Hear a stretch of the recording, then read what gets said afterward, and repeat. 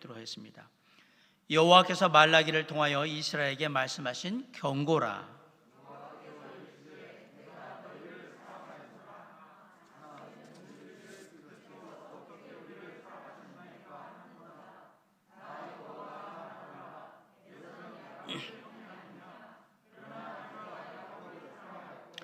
에서는 미워하였으며 그의 산들을 황폐하게 하였고 그의 산업을 광야의 이리들에게 넘겼느니라.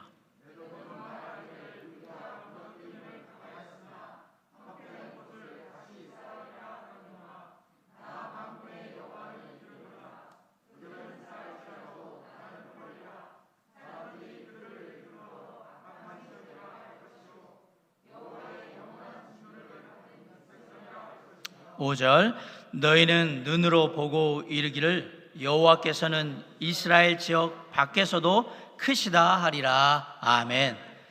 사랑과 은혜가 풍성하신 아버지 하나님 감사드립니다.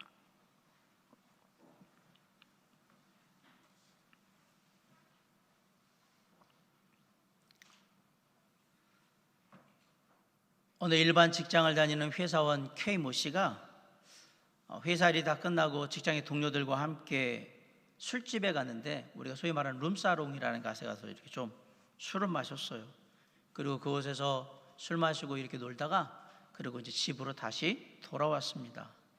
그리고 어느 날 쉬는 날 집에 있는데 모르는 번호의 문자가 하나 이 K모 씨한테 왔습니다. 얼굴 잃어버리겠어요. 보고 싶어요. 보통 통상의 룸사롱에서 단골 고객들한테 술 마시러 올 때 되지 않았느냐, 한번 와달라, 이런 이제 홍보성의 멘트로 날리는 그런 이제 문자거든요. 그런데 이 문자를 공교롭게도 누가 먼저 봤느냐? 아내가 먼저 보게 됐습니다. 그리고 물어봤어요. 누구야? 라고 물어봤는데, 이거 괜히 룸사롱이라고 얘기하면 돈도 없으면서 맨날 비싼 술만 먹고 돌아다닌다고 또 구박을 받고 그럴 것 같으니까 그냥 스팸 문자야 그러고 그냥 넘어갔어요. 그냥 직장인 K모 씨는 남편은 그런가 보다라고 해서 대충 넘어갔는데 아내는 그게 아닌 거예요. 그런 남편이 의심스럽기 시작합니다. 스팸 문자가 아닌 것 같은데, 보고 싶다고 했는데. 그러다 보니까 요즘 옷차림이 조금 신경 쓰면서 달라진 것 같은데, 그리고 요즘 들어서 친구들 만난다고 자주 밖으로 나가는 것 같은데, 그래서 이제 마침내 남편을 미행하기로 생각하고 남편의 친구들 만나러 간다고 할 때 몰래 뒤를 따라갔어요. 그랬더니 남편이 진짜 친구들을 만나고 있는 거예요. 친구들 만난 다음에 여자를 만나러 가겠지라고 생각했는데 그 남편이 친구들과의 모임을 파한 다음에 집으로 돌아오는 거구나. 오늘은 때가 아닌가 보다. 다음에 만나겠지. 그래서 시간을 기다려 또 친구들을 만나라고 한다고 해서 따라갔어요. 근데 그때도 다 끝나더니 집으로 돌아오는 거예요. 이상하다. 눈치를 챘나? 그래서 조금 더 시간이 있다가 또 친구들을 만나러 갈 때 미행해서 따라갔는데 그러다가 발각이 됐어요. 따라다니는 게. 집으로 돌아오게 됐습니다. 남편이 이 아내에게 묻습니다. 왜 그렇게 나를 못 믿는데? 그러자 아내가 이렇게 얘기했어요. 내게 잘해준 게 있어야 믿지. 사랑하는 사람들 사이에서 있어서는 안 될 가장 무서운 일이 뭐냐? 서로의 사랑을 의심하는 겁니다. 서로를 향한 사랑에 의심을 하게 되면 여기에는 치명적인 문제가 생기게 되어 있습니다. 마음이 불안해지기 시작하고 작은 일에도 실망하기 시작하고 조그만 일에도 괜히 화를 버럭버럭 내기 시작하며 그러다가 생각해요. 내가 왜 이러지? 이렇게 살 바에는 차라리 헤어지는 게 낫겠다, 이런 생각들로 막 생각이 발전하기 시작합니다.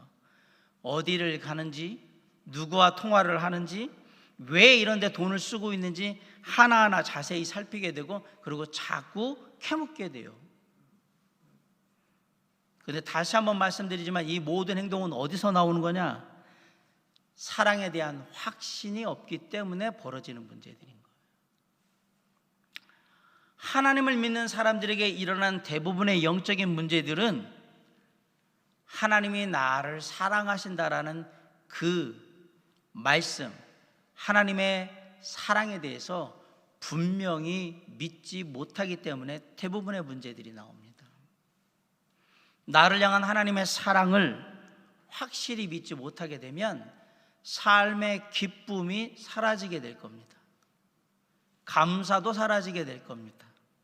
당연히 은혜도 사라지게 될 겁니다. 오늘 우리가 함께 살펴볼 말라기는 구약의 마지막 성경책입니다. 이 책의 저자는 말라기 선지자예요. 말락이라는 이름의 의미는 나의 사자, 바꿔서 보면 하나님의 사자 이렇게 되겠죠. 말라기는 정확히 언제 기록되어 있는지 나와 있질 않아요. 다만 대체적으로 말라기 선지자가 BC 430년경 그때 활동을 했으니까 아마도 그때 이 책이 쓰여졌을 것이라고 생각을 합니다. 이스라엘 백성들이 바벨론의 포로로 잡혀가서 살다가 예루살렘으로 귀환한 지 약 100년이 지난 후의 이야기가 말라기의 이야기입니다. 학개 선지자와 스가랴 선지자가 백성들에게 성전을 다시 재건하고 하나님께 예배를 드리자라고 해서 성전이 재건된 후 약 80년이 지나서 이루어진 이야기들입니다.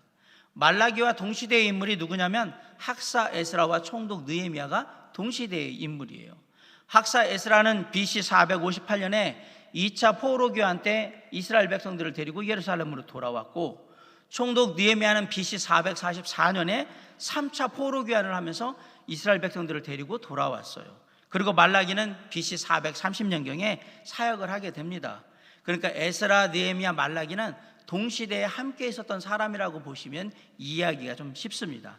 따라서 세 사람이 쓴 책에는 공통적으로 나오는 이야기들이 있어요.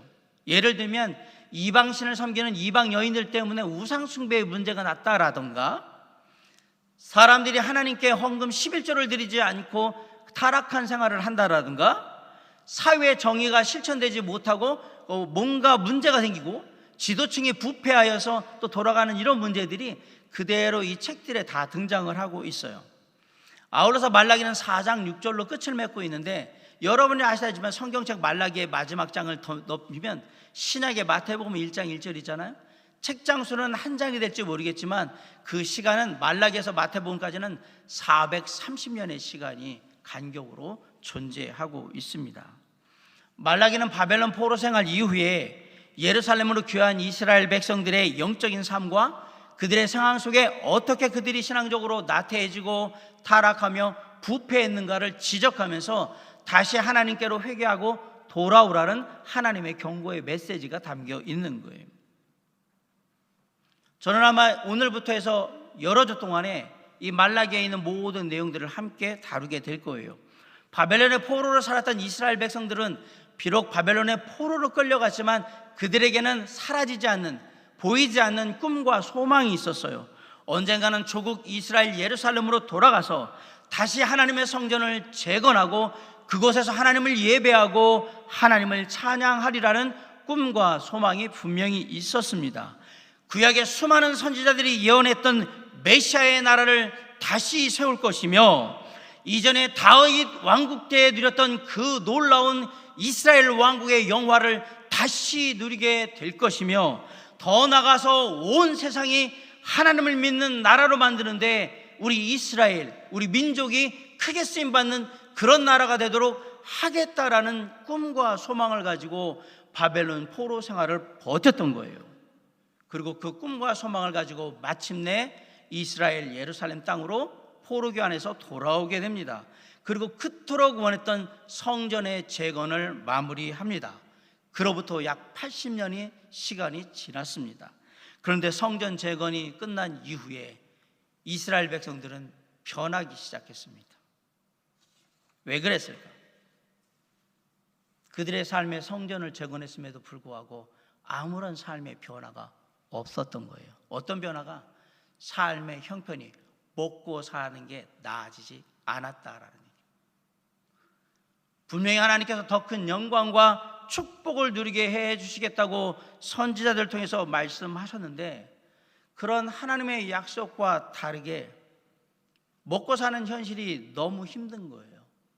빡빡한 거예요. 여전히 페르시아라는 제국에 조공을 바치는 그런 신세로 있습니다. 과거에 찬란했던 이스라엘 영광은 사라져서 보이지도 않아요. 이전에 선지자들이 예언했던 메시아는 올 기미도 보이지 않아요. 주변의 그 국가들은 계속해서 이스라엘 백성들을 괴롭히고 현실의 삶은 먹고 살기 너무 팍팍하고 미래의 희망을 걸어볼 뭔가는 눈에 보이지 않고 이런 이유로 이스라엘 백성들의 믿음은 서서히 사라지기 시작하는 거예요. 마음에는 낙심이 찾아오기 시작하고 하나님에 대한 불신이 싹트기 시작합니다. 하나님이 택하신 백성이라는 그 믿음마저도 흔들리게 되고 하나님께서 그들을 사랑하신다는 말씀마저도 의심하는 지경에 이르러 버리는 겁니다. 이러한 상황 속에서 이스라엘 백성들은 다시 죄악의 삶으로 돌아가게 되어서 또다시 포로로 끌려가기 이전의 죄악된 모습으로 돌아가 우상을 숭배하고 타락한 삶으로 그렇게 죄악 가운데 살게 되었던 거예요. 먹고 살기 빡빡한 현실과 그것과는 너무나 거리가 먼 것 같은 하나님의 말씀, 그냥 막 던지는 것 같은 하나님의 말씀과 현실의 삶을 생각하면 이게 너무 간격이 큰 거예요. 괴리가 있었단 말이에요. 그리고 고민했어요. 그러다가 이스라엘 백성들은 결국 이도 저도 아닌 신앙, 그러면서 그냥 세상에서 그렇게 살아가는 그러한 미적지근한 신앙으로 남아있게 된 겁니다. 물론 그래도 이전부터 해오던 종교적인 습관은 그대로 남아있어서 형식적으로나마 그래도 하나님께 예배드리는 가고 기도도 한답시고 앉아서 기도도 하고 말씀도 읽으면서 살아가고 있어요. 하지만 실제 현실의 삶의 모습은 우상 숭배를 하고 있는 이방 민족들의 삶과 별반 다르지 않은 삶을 살고 있었습니다. 그렇게 이스라엘 백성들의 일상은 죄악 속에서 점점 더 빠져들어가기 시작했던 겁니다. 이런 이스라엘 백성들을 향해서 회개하고 다시 돌아오라고 하나님께서 그 음성을 들려주신 선지자가 말라기 선지자고 그 말라기 선지자는 그것을 지금 전하고 있는 거예요. 그래서 말라기 1장 1절은 하나님께서 말라기 선지자를 통해서 이스라엘 백성들에게 전한 엄중한 경고의 메시지라고 얘기하고 있는 거예요. 자, 우리 1절 한번 다 같이 한번 읽어볼까요? 시작.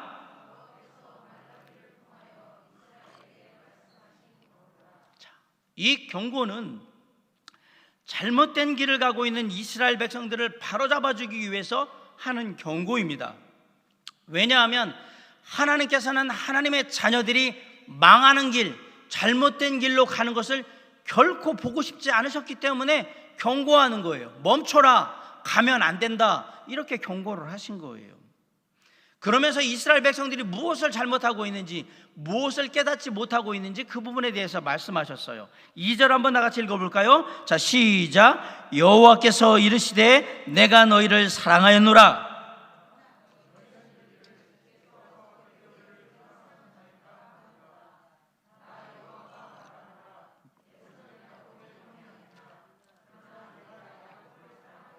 네, 이게 무슨 뜻입니까? 이스라엘 백성들은 하나님의 사랑을 받고 살고 있음에도 불구하고 그 하나님의 사랑을 깨닫지 못했다라는 얘기입니다. 하나님께서 자신들을 사랑하신다는 말씀을 믿지 못하고 있다라는 얘기예요. 오히려 이스라엘 백성들이 내가 너희를 사랑하노라 라고 얘기를 했더니 그렇게 말씀하신 하나님께 되묻고 있는 거예요. 하나님이 우리를 사랑하신다고요? 그게 무슨 소리입니까? 하나님이 우리를 어떻게 사랑하셨다고 지금 얘기하시는 겁니까? 라고 해요. 표준 세번역 성경은 이 구절을 이렇게 얘기합니다. 주님께서 우리를 사랑하신다는 증거가 어디에 있습니까? 주님, 아파트 당첨이라도 시켜주셨습니까? 주식이라도 좀 오르게 해가지고 제가 좀 한 방 하게 하셨습니까? 우리 자식들이 좋은 대학교라도 가게 하셨나요? 승진이라도 하게 하셨나요? 제가 하는 장사 잘 되게 해서 돈이라도 벌게 하셨습니까? 증거가 어디 있습니까? 하나님이 사랑하신다는 증거가 어디 있습니까? 한마디로 이스라엘 백성들이 지금 불신앙을 보이고 있는 거예요. 왜 이런 일이 벌어졌을까요? 바벨론의 포로로 끌려갔던 이스라엘 백성들은 거기서 정말 고생을 해요. 고난을 당합니다. 그런데 그 고난 당한 가운데서 70년 동안 바벨론의 포로 생활 가운데 본 게 있어요. 바벨론의 백성들이 얼마나 부귀영화를 누리면서 잘 먹고 잘 사는지 그걸 봤어요. 하나님 안 믿어도 얼마든지 돈 많이 벌고 잘 먹고 잘 살 수 있구나, 그걸 70년 동안 봤어요.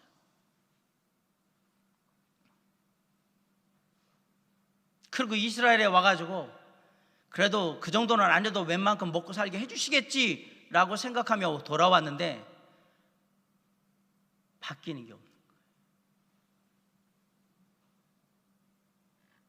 이스라엘은 너무나 가난해.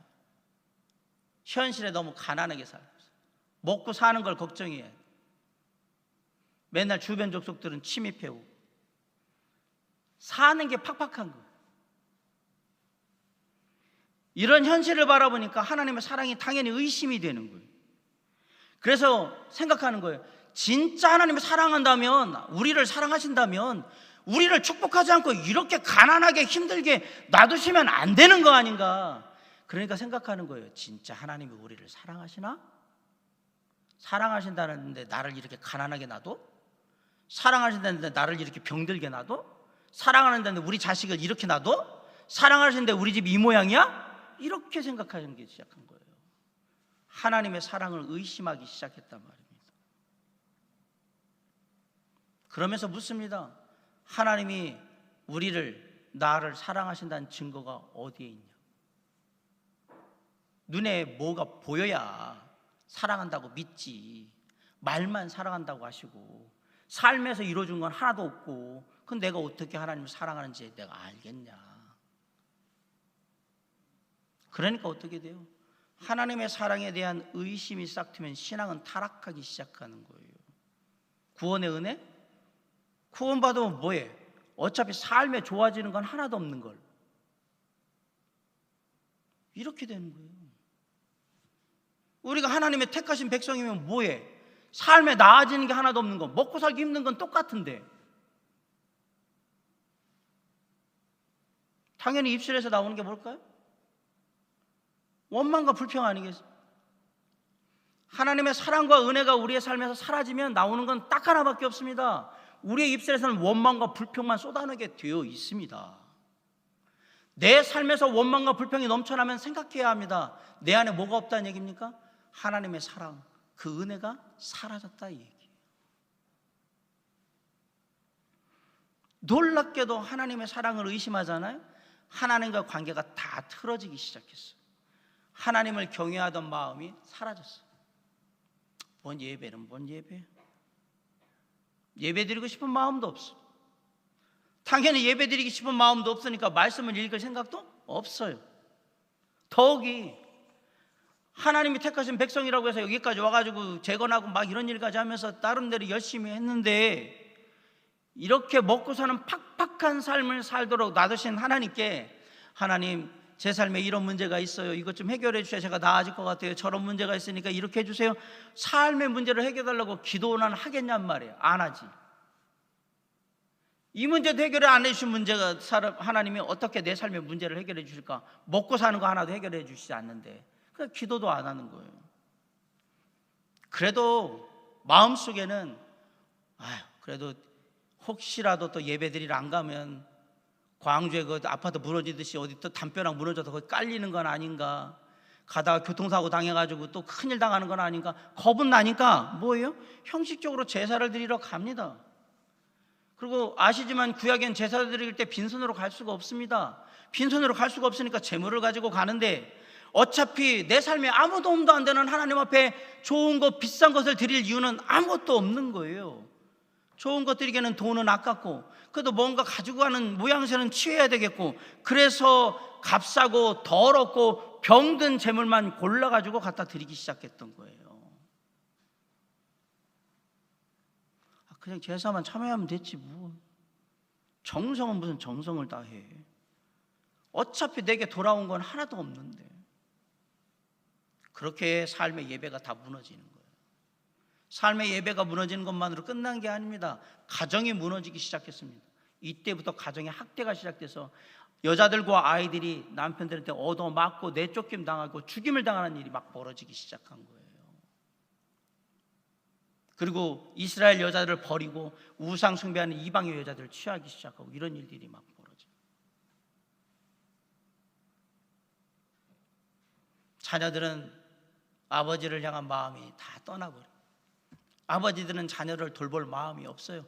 죽든지 말든지 지가 먹고 살든지 말든지 알아서 하는 거예요. 내 팽개치기 시작하고 자기만을 생각하는 그런 시대가 된 거예요.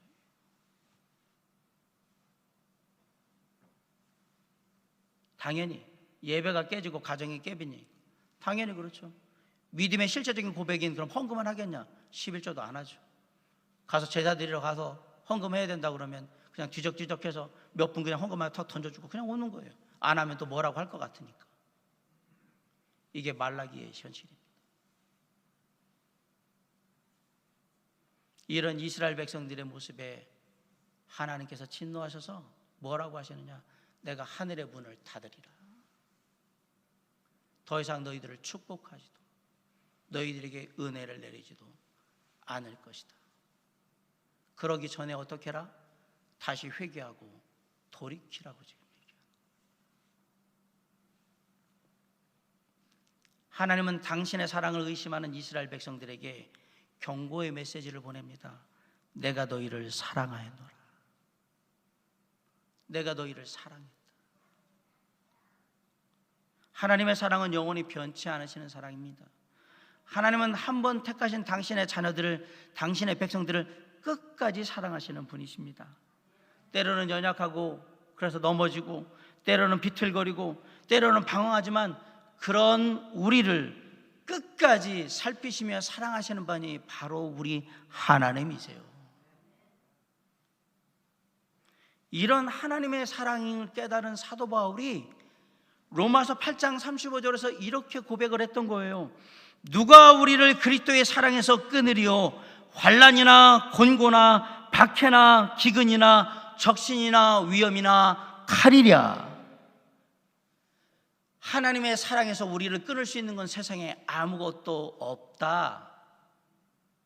바울이 얘기하잖아요. 문제는 이스라엘 백성들이 이런 하나님의 사랑을 전혀 깨닫지 못하고 있다라는 사실이에요. 물고기가 물에 살잖아요. 과연 그 물고기가 물이 얼마나 소중한지 고마운지 알겠습니까? 모릅니다. 오늘 저희가 여기 모여가지고 지금 숨을 쉬면서 막 살죠. 공기를 마시면서 살잖아요. 우리가 공기 소중한 거 압니까? 당연하고 생각하게 살지? 마찬가지예요. 하나님을 믿는 사람들에게는 늘 영원히 변치 않으시는, 끝까지 함께 하시는 하나님의 사랑이 늘 함께 하는데, 그 사랑이 내 삶에 늘 함께하며 그 사랑이 충만하는 사실을 우리가 소중히 여기고 깨닫고 사느냐? 그렇지 않다라는 얘기입니다. 하나님께서 오늘 우리에게 동일하게 얘기하시는 거예요. 내가 너희를 사랑하노라. 하나님이 우리를 사랑하신답니다. 아멘? 감사하지 않아요? 안타깝게도 많은 사람들이 하나님이 우리를 사랑하신다, 나를 사랑하신다는 사실을 깨닫지 못하고 사는 거예요. 우리를 향하신 하나님의 사랑은 늘 한결같으세요. 로마서 5장 6절에 우리가 아직 연약할 때 기약대로 그리스도께서 경건하지 않은 자를 위하여 죽으셨도다.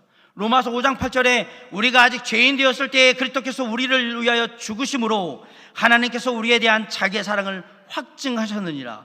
로마서 5장 10절에 우리가 원수 되었을 때에 그의 아들의 죽으심으로 말미암아 하나님과 화목하게 되었은즉 화목하게 된 자로서는 더욱 그의 살아나심으로 말미암아 구원을 받을 것이니라. 우리가 아직 연약할 때에도 하나님은 우리를 사랑하셨습니다. 우리가 아직 죄인 되었을 때에도 하나님은 저와 여러분을 사랑하셨습니다. 우리가 아직 원수 되었을 때에도 하나님은 여전히 우리를 사랑하셨습니다. 사랑의 하나님은 우리가 예배 한 번 안 드렸다고, 하나님 말씀대로 이거 하나 잘못했다고, 기도도 제대로 안 한다고 즉각적으로 징벌해가지고 지옥으로 보내는 그런 분이 아니에요. 하나님은 사랑이십니다. 그 하나님이 뭐라고 얘기하세요? 내가 너를 사랑한다라고 얘기하시잖아요. 하나님의 사랑을 의심하지 마시기 바랍니다.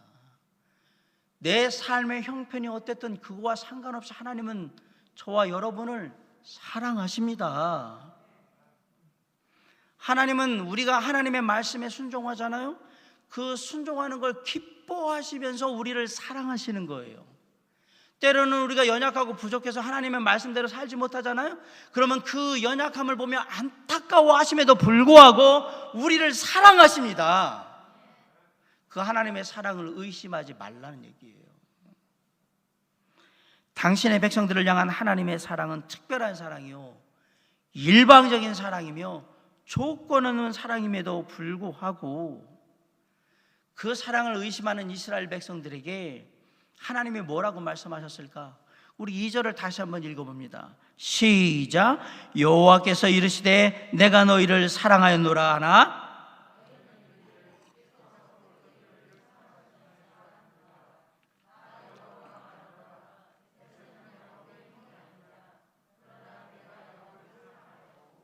야곱을 사랑했다라는 말은 내가 야곱을 선택했다 이 얘기예요.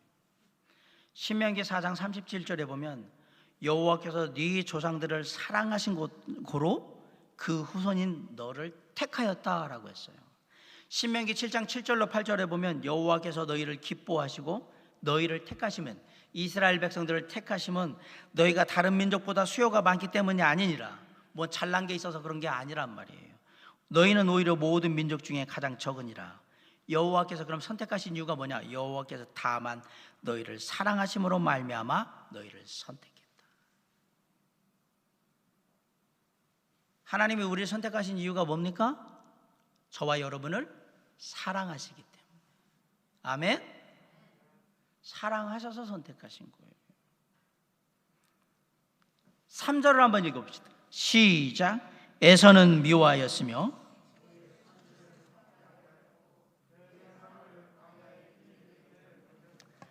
에서를 미워했다는 말은 뭐예요? 바꿔 얘기하면 나는 에서를 선택하지 않았다. 나는 에서를 구원하지 않았다.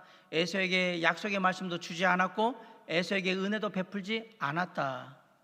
자, 에서는 하나님의 택함을 받지 못한 사람들이, 야곱의 후손인 이스라엘 백성들은 바벨론의 포로로 잡혀갑니다.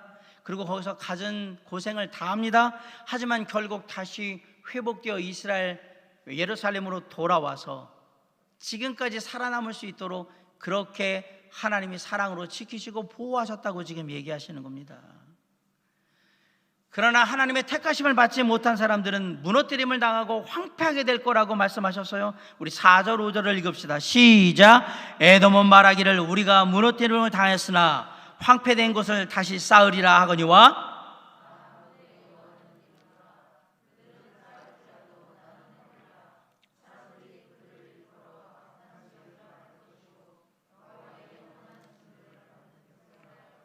5절.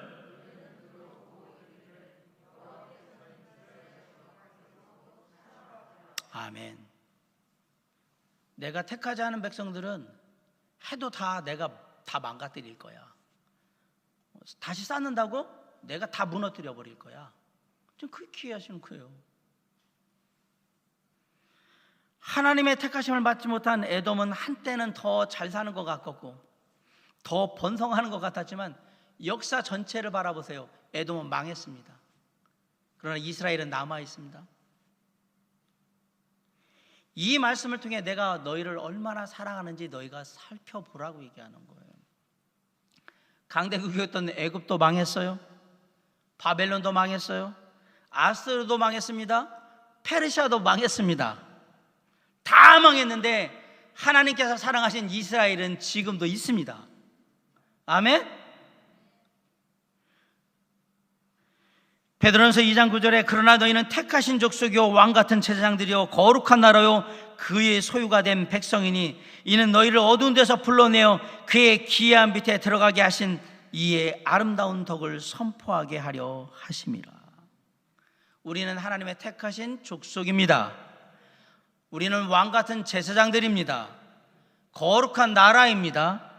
하나님의 소유된 백성들입니다. 일시적으로 볼 때는 세상에 믿지 않는 사람들이 더 잘 나가는 것 같고 잘 되는 것 같은데 전혀 그렇지 않다라고 얘기하는 거예요. 인생 전체를 보자. 그 인생 전체를 보면 전혀 그렇지 않을 것이다. 하나님의 독생자 예수 그리스도를 보내셔서 저와 여러분을 구원하심으로 하나님의 자녀를 삼어 주셨고 당신의 사랑을 나타내 보여주셨습니다. 하나님께서 나를 위해서 독생자 예수 그리스도를 이 땅에 보내주셨다는 사실을 믿는다면, 그리고 그렇게 이 땅에 오신 독생자 예수 그리스도께서 나의 죄를 위해서 십자가에 달려 죽으신다는 사실을 믿는다면, 그리고 예수 그리스도께서 나의 죄를 대신 지고 십자가에 달려 죽으심으로 말미암아 그것을 믿는 하나님의 자녀가 구원받는다는 사실을 믿는다면, 우리가 어찌 하나님의 사랑을 의심할 수 있겠냐라는 사실이에요. 하나님의 사랑을 의심하면 안 됩니다. 구원받은 자는 하나님의 사랑을 의심해서는 안 됩니다. 하나님은 저와 여러분을 항상 사랑하시고 너무나도 사랑하시고 너무나도 보배롭고 존귀하게 여기신다는 말을 기억하시기 바랍니다. 여러분, 그 사실을 아십니까? 저와 여러분은 우리 자신이 바라보기에도 부족한 게 많고 연약함이 많은 사람들이에요. 하나님께서 저와 여러분을 하나님의 자녀로 삼으실 때 하나님의 자녀로 삼으실 만한 뭔 공로가 뛰어나거나 성품이 아주 성격이 좋거나 자질이 뛰어나서 저와 여러분을 하나님의 자녀로 삼으신 게 아닙니다. 그냥 주님이 우리를 사랑하셔서 우리에게 먼저 오셨고 먼저 우리를 부르셔서 우리를 자녀 삼으시고 자녀 삼으신 우리에게 아버지의 사랑을 베풀어 주시는 거예요. 우리가 잘나서 받는 사랑이 아니라는 사실이에요. 그래서 이 사랑을 뭐라고 얘기해요? 은혜라고 얘기하잖아요. 하나님의 사랑이 없었다면 저와 여러분은 이 자리에 있을 수 없습니다. 하나님의 사랑이 없었다면 옆에 있는 사랑하는 형제자매들 만날 수가 없습니다. 우리 옆 사람 한번 봅시다. 그리고 이렇게 얘기합시다. 다 주님의 사랑 덕분입니다. 어떻게 만나겠습니까? 이 좋은 사람들을. 왜 아멘 안 하십니까? 난 그래도 세상에서 내가 좀 잘 살아서 뭐 교회 와서 이렇게 좋은 사람들 만나고 뭐 내 주변에 좋은 사람들, 천만의 말씀 만만의 콩떡 같은 얘기 하지도 마세요. 바울이 얘기했잖아요. 죄인 중에 내가 괴수라고. 그 얘기가 바울의 얘기입니까? 아니요, 저와 여러분의 고백입니다. 죄인 중에 가장 극악하고 가장 더럽고 가장 추악하고 가장 꼴보기 싫은 그 죄인 누구예요? 나예요, 나. 그 죄인을 누가 사랑하셨어요? 예수 그리스도께서 사랑하신 거예요. 그래서 자녀 삼으신 거예요.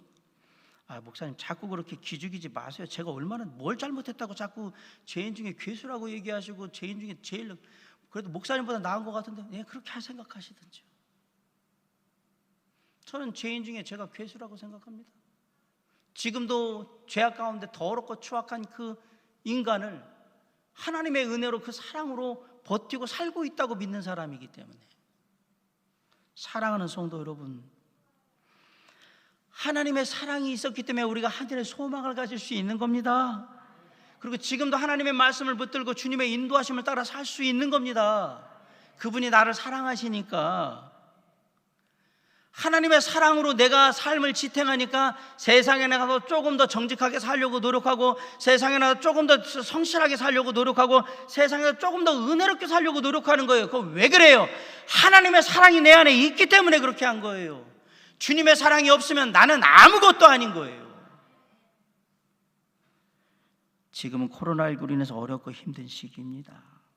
여기저기서 힘들고 어렵다고 아프다고 답답하다고 많은 소리들이 들립니다. 희망도 안 보이는 것 같아요. 뭔 기댈 배가 있어야 뭐 기대할 게 있어야지. 나라의 모습들이. 그럼에도 불구하고 우리 믿는 자들에게는 소망이 있는데, 그 소망은 하나님이 살아계시며 그 살아계신 하나님이 저와 여러분을 사랑하신다는 사실이에요. 거기에 소망이 있는 거예요. 누군가의 삶은 이 땅의 삶을 살아갈 때 험난하고 고통스러운 시간의 연속일 수 있어요.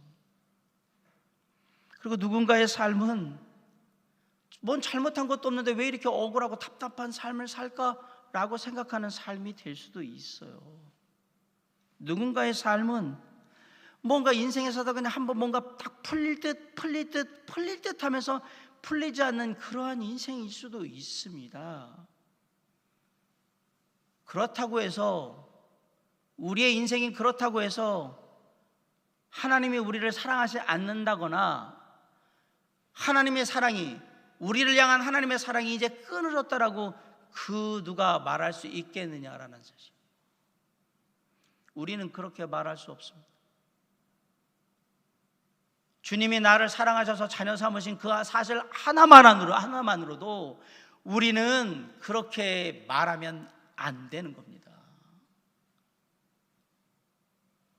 그리고 지금도 살아계신 하나님이 내가 너를 사랑한다라고 말씀하시면서 저와 여러분을 붙들고 계시기 때문에 우리는 그렇게 얘기하면 안 돼요. 저는 말씀을 마치면서 오늘 이 아침에 이 얘기를 드리고 싶어요. 삶이 어렵죠. 힘들죠. 생각대로 안 돼요.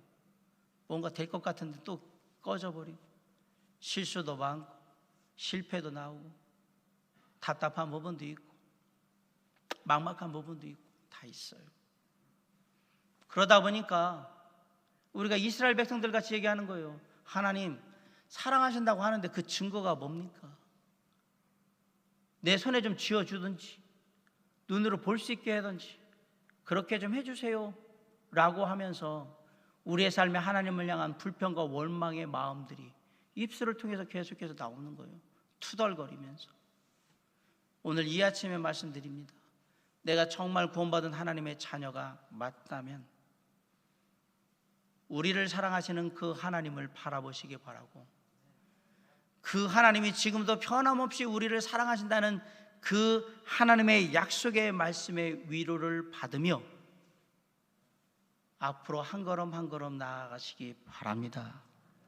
그리고 그 발걸음을 옮기면서 이렇게 고백할 수 있으면 좋겠습니다. 주님, 저도 주님을 사랑합니다. 어떤 상황에 상관없이 저도 주님을 사랑합니다. 보잘것없는 저를 사랑하셔서 자녀 삼아 주셨지요. 저도 삶의 형편이 어떻든 상관없이 주님을 향한 사랑은 변함없습니다. 제가 주님을 사랑합니다 라는 그 고백을 통하여서 힘들고 어렵고 지치고 답답하지만 하루하루의 삶 가운데 주님과 사랑으로 동행하고 그러므로 사랑으로 이겨나가는 삶의 간증을, 크고 작은 삶의 역사를 주님 앞에 기쁘게 올려드릴 수 있는 저와 여러분이 될 수 있기를 주님의 이름으로 간절히 축원합니다. 기도하시겠습니다.